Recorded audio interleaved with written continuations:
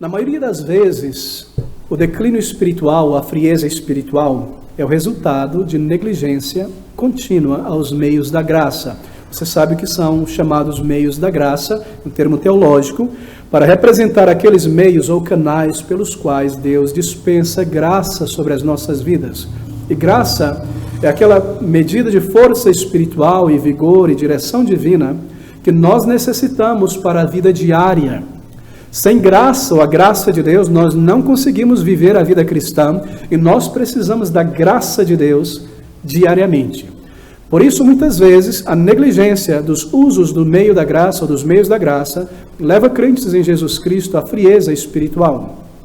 São os meios que Deus preparou, estabeleceu para o nosso crescimento, avanço, vigor espiritual e continuidade na fé.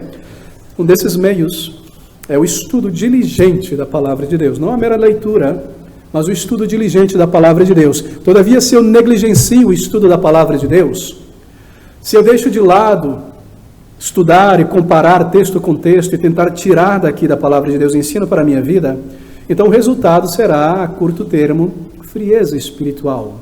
E este mundo me distrairá demais, e a minha profissão, e a minha carreira, e a minha família, e tantas coisas se tornarão coisas principais da minha vida, e a minha alma, e a minha adoração, e o meu serviço ao Senhor se esfriará. O outro meio da graça dado por Deus é a oração séria. Mas se a minha oração se tornou semanalmente uma oração mecânica, eu estou agora no piloto automático da oração, eu oro rapidamente antes das refeições, de manhã e à noite, eu faço assim por dizer a minha reza, não é? Porque isso deixou de ser um engajamento da mente e da alma com Deus, isso se tornou algo padronizado que eu faço todos os dias, eu deixei de orar, eu deixei de adorar o Senhor, então o resultado será esfriamento espiritual.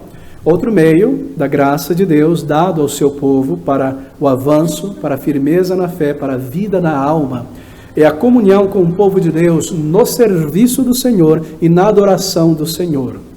E porque às vezes nós negligenciamos estes meios da graça de Deus, nós ficamos fracos. E Satanás, observando esta brecha em nossas vidas, irá trabalhar em nossas vidas para o maior esfriamento, para o maior distanciamento espiritual de um crente de Deus e da obra do Senhor, até o ponto que este crente começa a viver uma vida tobogã espiritualmente falando, e ele começa a falhar em sua frequência, em sua fidelidade à igreja, ao culto, à adoração, à leitura da palavra de Deus, e gradativamente ele é distanciado. O esfriamento espiritual é um meio de distanciamento de um crente da obra do Senhor. É por isso que o diabo, nos diz a palavra de Deus, está no negócio de esfriar a nossa fé e de nos afastar de uma comunhão sincera com o povo de Deus e com o Senhor. Outras vezes, este esfriamento espiritual é o resultado, veja você, de pecados não encarados e não confessados e não abandonados.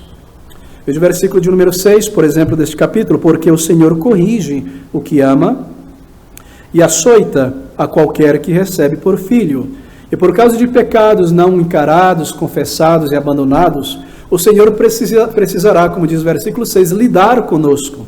E nós teremos que passar pela disciplina do Senhor, porque o Senhor, em sua grande e imensa misericórdia, não nos deixará por inteiro e por fim nos perder. Ele é um Pai de misericórdia, mas por causa desta frieza, nós talvez teremos que cair na disciplina do Senhor. E meus queridos irmãos, frieza espiritual que nos leva a um afastamento da comunhão sincera com Deus e com o povo de Deus é uma maneira certa de colocar a vara na mão de Deus.